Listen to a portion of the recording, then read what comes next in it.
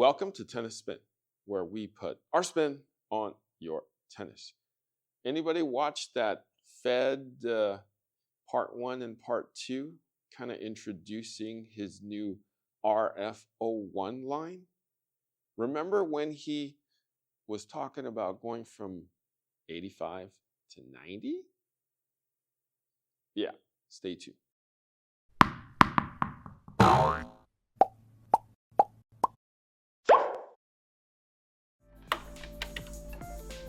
Oh, hey guys. Direct Tennis 2.0 mobile app is out now. Download it today.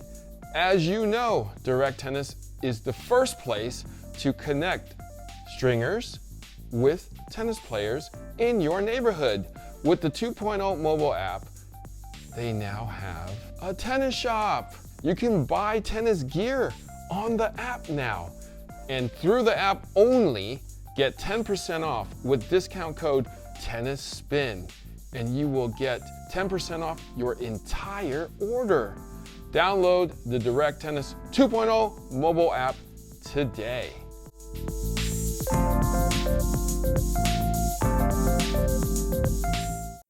Okay, so if you watch that part 1 of that Fed documentary special thing introducing his new line of rackets, he talked about when it was time for him to get out of the Pro Staff 85 and go into the Pro Staff 90, and how that made a big difference for his backhand. I mean, look, we got 5 square inch difference. Right, but what else changed though? I mean, he talked about his backhand benefiting from going to a 90. I mean, let's take a look. The weight of the racket at 12.5 stays the same. The balance changed a little bit. We went from the 85 at 10 points headlight to about 8 points headlight. The swing weight, not much difference. We added an extra cross on the 90, and the material stayed the same at 80% graphite, 20% Kevlar. The beam on the 85 is a 17 millimeter all the way around. It went to a 17.5 beam. 5 square inches make that much of a difference? I know I talked about possibly doing a video with Coach Rob and trying to determine if an 85 is less easy to play with than a 90. And that's what we're doing today. All right, so let's get on the court. We'll hit these 2 rackets and see if a 90 is actually going to be a little easier to hit with than a 85. All right, stay tuned.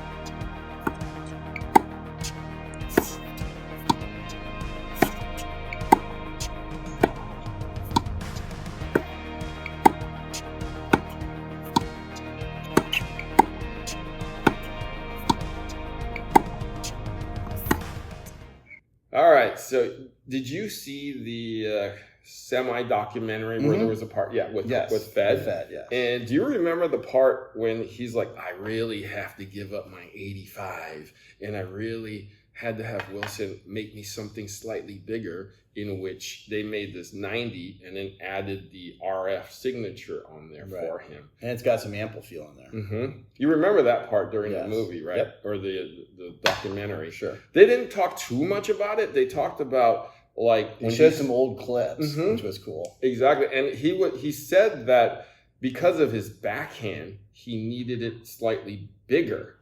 Like he needed just the extra surface area. I mean, I remember when he hit with this one, and even sometimes with this one, that when he went for that backhand, that he would frame it and it would wind up in the stands once in a blue moon. Right. And that could have also been when he went from the 95 to the 97. Right. Right, as he kept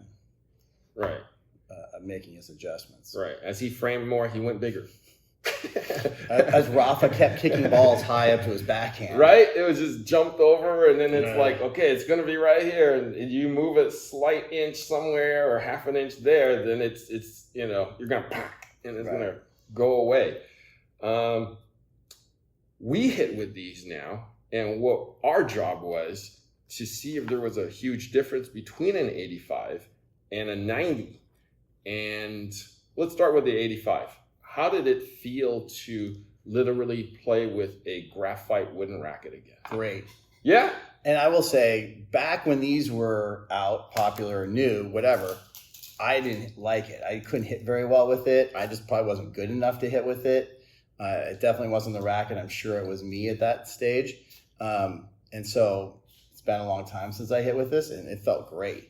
But Coach Rob, you're consistent though. I mean, you always hit the center. Well, I had to really make sure when I switched, I'm like, no looking up. Right. I'm like, don't even, just make sure you see it hit the ground. Look for the blur of the racket going through.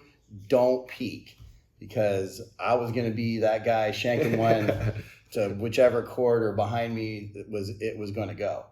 But it felt really good. You didn't miss anything. I loved it. Yeah, you were fine. I feel like the weight of it helps a lot, because once you just kind of get it set and you keep your eye on the ball and you kind of keep your head down, and it's going to make you kind of do that like you just said. Right. You're just going to like stay with it. I didn't want to shank on video. I didn't either. That really, let's talk about that for a minute. Well, hang on. We're talking about you Okay. first. Okay. Now, was there a significant difference when you went from the 85 to the 90? Not as much. It was obviously 5 inches a little bigger, and they both felt really good. This one I think had a little more power. I think the ball rocketed off the racket a little bit more than it did on this one. I think I had to really generate my own power with this, and then that one had a little more assistance. Right, being that it was 5 inches bigger. So speaking of power, we strung both of these rackets at 50 pounds with a multi that is not NXT, but similar to NXT. It's the Dunlop version. NXT. It's the Dunlop version, because I had some extra string. It was slick. It was slick. It was slick. Okay. It was slick. It was slick MX, the NXT, the used car sales version of it, maybe. Right. But it's still good. Yes. Yeah. No, it felt good. Yeah. But this one I felt like I had to swing to really generate it, and I was hitting it harder and really had to finish my shot. It would finish for you if you didn't. Right, but I probably would have finished in the net, because I wasn't going to really let it. I had to go for it. Got it. More or less. And that's it's making you do that. Yeah, correct. For sure. And then this one had a little more help, still felt good. It was great to hit with again. And when this one came out, I didn't love it. Okay. I don't remember what I was playing with back then, but that is a 17 millimeter beam. That I like. Thin. I love the thin. Kind of reminds me of the wood. Box beam. Right. Kind of reminds me of the old wood. Yes. And this is only 17.5. So it's only 0.5 thicker. Okay. And that was it. The specs are fairly similar, actually. They're both coming in at about 12.5 ounces, and the balance is almost the same. We got an extra cross on this one, though. So 16-19, 16-18 on that. Right. Now, I don't always know why they have to throw an extra cross in at the bottom. I'm like, if you're hitting it down here, you got troubles. One more string's not helping you. I think it actually has to do with keeping the strings together a little bit more. When you add an extra cross on here, you're keeping the mains from shifting too easily sometimes. And there's some rackets, and not just these, but a little off topic, where they put one way down there, and you're like it's even hard stringing it. You're like we could do without this one. Like a shift. Okay. Did I say a shift? Maybe we shifted there for a minute. I don't understand that racket, Wilson. Thank you. Take the extra cross out, please. Okay, back to what we were talking enough about. of that. Okay. Sorry for the rant, people. Anyways, now when I hit with that, I felt like I was back in the 80s. I thought you were using your old racket because I was like sitting here going, how come he's hitting the ball so well? Huh? And then I was like, wait, he's not even looking up anymore. I was like, who is this guy? Rob, that's the best compliment you ever gave me. It was one of the ones where you were turning your shoulders really early and you were doing had better technique because you knew you had to, or you were going to be the guy shanking it on video.